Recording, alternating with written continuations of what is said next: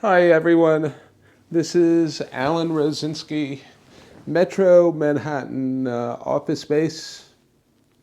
Today I want to talk to you about rent escalations on commercial leases in New York City.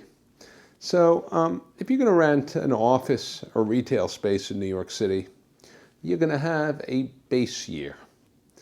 And for that base year, there's going to be no rent escalation. But on the anniversary of rent commencement, you are going to have an increase. But before I go into details on the various ways of calculating rent increases in commercial leases, I want to say something. Generally, there's going to be two aspects of a rent increase. There's going to be the tenant's going to be charged for a proportionate share of the real estate tax over base year, and then there'll be another form of escalation, which can be a percentage increase, typically 3%.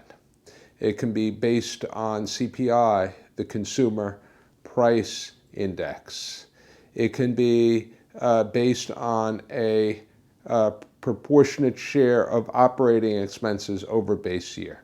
And all these methods generally, they're in addition to a real estate tax increase over base year, which sounds a lot more threatening than it is because it's an increase, and frequently it's not significant. And if you say sign a 3-year lease, you got 2 escalations, 5-year lease, 4 escalations, 10-year lease, 9. So, I mean, it can add up, but it's not the end of the world. So let me go over how your lease generally is going to deal with an annual escalation. What's really the most common in New York City is a percentage increase over base year. 2019, what's typical, what's market is 3%. In some cases you can negotiate a little bit less.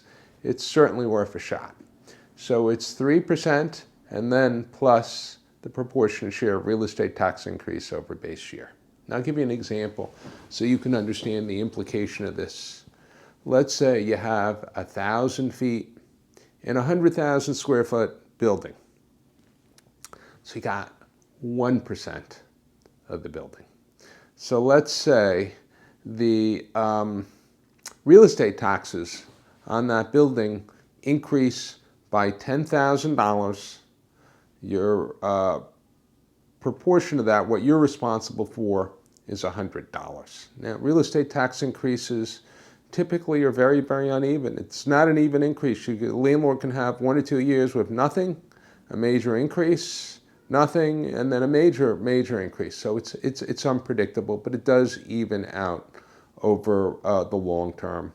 I mean, typically when tenants get into the space, sign a lease, usually over the long term, the market rents increase at a faster pace than their rent escalations do. So if they sign a long-term lease, usually historically they're paying less than market at the end of the term.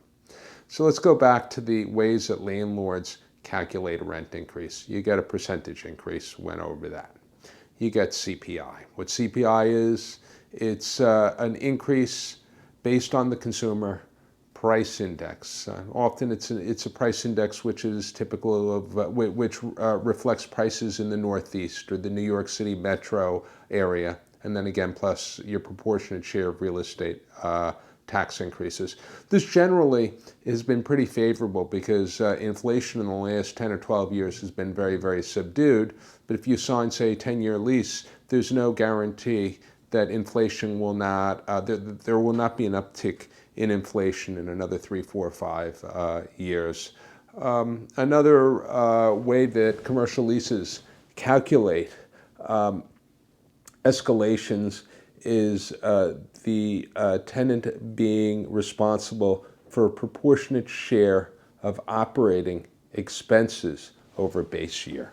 What this really means is that if it costs the landlord more to run a building in another year, or after the first year that you're in the building, you're going to pay a proportionate share of that. And it sounds a little unpredictable, but usually this is offered in the better A buildings, and frequently very well-known landlords, very professional landlords will offer this. And they run their buildings very, very effectively, and they're very good at keeping their costs down. So this can be a very, very favorable form of escalation for a commercial tenant. Again, you have your proportionate share of real estate tax increase on top of that. There is another method of calculating escalations that commercial leases use. It's something called porter wage with fringes, porter wage without fringes. Porters are the employees who run buildings, as superintendents, building personnel, and they get wage increases. And usually if it's based on a porter wage without fringes, it can be very, very favorable. I've seen this maybe once in my 15 years in the industry, so I won't give it too much thought. The chance that you will have a lease with this type of escalation is relatively nominal. Like everything else, the escalations are somewhat negotiable to a limited degree, because if you own a building, it's going to cost you more every year to run the building, and you need to add that into, you have to account for that as a landlord. So that's why you have escalations. And the escalation is one of many business terms which would be negotiated in your commercial lease. So I hope if you're in the market for space in New York City, this is going to be helpful for you. And even if you're looking for space in other cities, it's going to sort of give you a baseline of how this could work, because I'm sure there's variations of this in cities all over the world. I hope this information is helpful to you. Please subscribe to my YouTube channel. Have a nice evening, and I look forward to producing the next video shortly. Bye now.